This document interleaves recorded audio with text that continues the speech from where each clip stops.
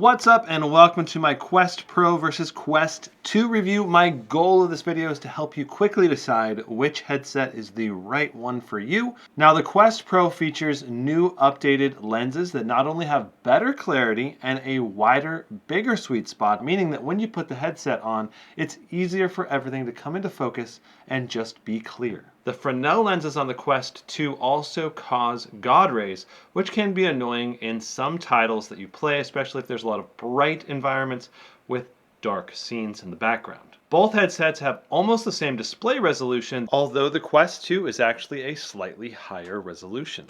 The Quest Pro has 12 gigs of RAM versus only 6 gigs of RAM on the Quest 2. Now the Quest Pro's internal display has a refresh rate of 72 to 90 Hz, while the Quest 2 has a refresh rate up to 120 Hz, which means the Quest 2 can go to a much higher refresh rate, making the gameplay much smoother in fast action titles such as 11 Table Tennis, which I do enjoy playing very much. The Quest Pro also has continuous IPD adjustment, meaning how wide apart the lenses are, and you want this to match the width of your own eyes. Now the Quest 2 has 3 primary settings, though the actual IPD I use is right in the middle of those 2 settings. You just have to be very careful when you set it to be in between 2 of the settings. Both the Quest 2 and the Quest Pro provide a great VR user experience, especially for beginners or first-time VR owners. The graphics in most games will be extremely similar, if not identical, between the Quest 2 and the Quest Pro because they have almost identical hardware specs on the inside. Now both the Quest Pro and the Quest 2 can play PC VR high-end games, but it will require a gaming desktop or a gaming laptop that you can pair the headset to. Now of course you can still play standalone VR games with just the headsets themselves, but don't expect the graphics to be as fancy. Now the controllers for the Quest Pro and the Quest 2 both work extremely well, but the Quest Pro controllers are significantly better because they have their own cameras and onboard processors, allowing them to have complete 360-degree freedom of movement. The problem with the Quest 2 controllers is that they will lose tracking if the headset cameras cannot see the controller. For example, if you hold the controller behind your back, the tracking will be lost. Now the mixed reality camera system on the Quest Pro is significantly improved over the black and white camera system of the Quest 2. Not only do you have more detail, but since there's color, it feels a lot more integrated. I found mixed reality gaming in games like Figment XR to be super fun, but I'm not the super creative type. So if you're a really creative type that maybe loves playing around in Minecraft all day, just building stuff, then Figment XR would probably be an absolutely incredible playground for you to play around with, basically building stuff, but in a mixed reality environment. And while the Pro cameras are good, I don't think that they're great yet. They need higher resolution, and the color reproduction is just not that well done. Now the facial tracking on the Quest Pro is very, very cool and makes interacting with friends and family in VR a bit more realistic for the others that look at you. You can't see the improved facial tracking because, you know, you're you. Yeah, not $1,500 good, but pretty cool. Very cool, actually.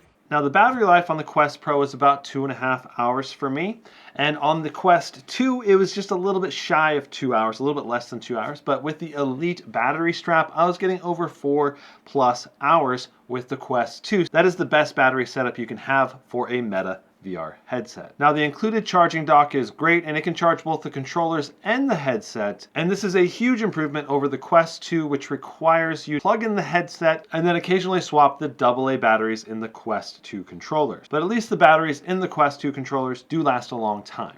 Now the ergonomics on the Quest Pro are super impressive. The moment you put on the headset, there's only one adjustment knob. It just flops right on your head and it feels very, very good, at least at first. But then after a little while, it just starts to hurt. Right here in the middle of my forehead, too much pressure. The weight is not distributed around like a whole facial gasket around your cheeks and your nose and your forehead. It's just on your forehead. So overall, I like the Quest 2 with the Elite strap the best for long-term comfort, but for quickly taking this thing on and off, say if you have a family headset, this thing is the quickest and easiest to swap between users, especially since the IPD adjustment is easier to do on the Quest Pro, and you can quickly move the lenses closer or further from your face on the Quest Pro. The Quest 2, if you want to use glasses with it, you're going to need to use the spacer, which requires a bit more effort to swap out. Now, the power and volume buttons on the Quest Pro are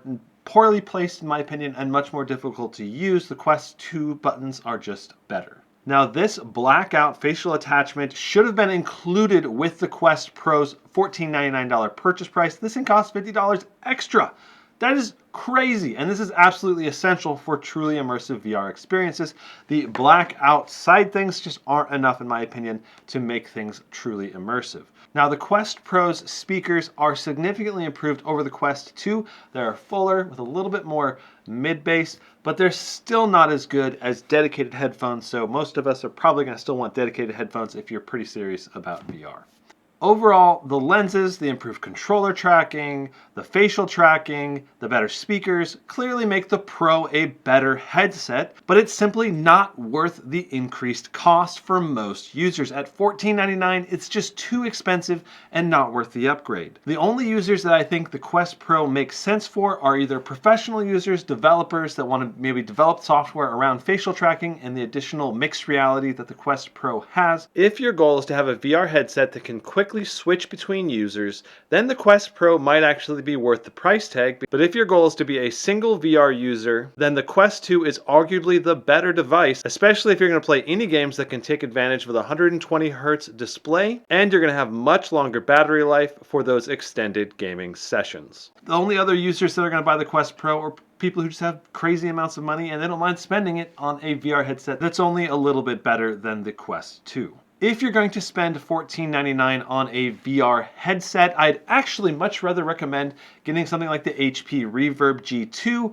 The new version of that is very, very good, and you could probably get a basic budget PC to play VR with for $14.99. I don't know. The Pimax 8KX or the Vario Aero. Those headsets are going to be leaps and bounds better than both the Quest 2 and the Quest Pro for high-end PC VR gaming. But for everyone else that doesn't have a gaming PC or they don't want to dive that hard into VR gaming, then getting the Quest 2 makes a lot of sense still. Now, if you enjoyed this video, drop a like and subscribe for more content like this. I will see you in the next one. Brandon out.